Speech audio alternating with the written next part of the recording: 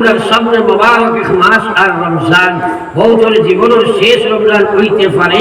নবীজি ফরমাইছেন খেয়াল করো, এক নামাজ ফজর থেকে লইয়া জোহর পর্যন্ত এর মাঝখানে যত গুনাহ বন্দায় করে সারা গুনাহ দুই ওয়াক্তের নামাজের বিনিময়ে আল্লাহ মাফ দিলায়। সুবহানাল্লাহ।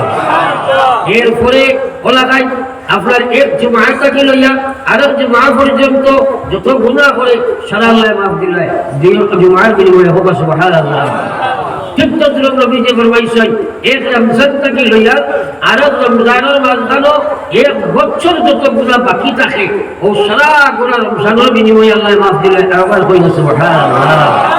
আমরা সামনে রমজান মাস আসেনি না নাই?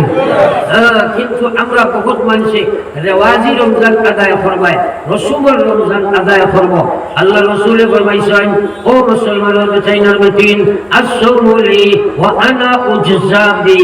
আল্লাহ রব্বি ফরমাইছে, আল্লাহ বলে ও গোলাম রোজা তুমি আমার লাগি রাখছো, রোজার প্রতিদান আমি আল্লাহ বলি যাইব। সুবহানাল্লাহ।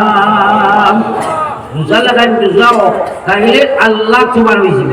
আর আমার কই না সুবহানাল্লাহ।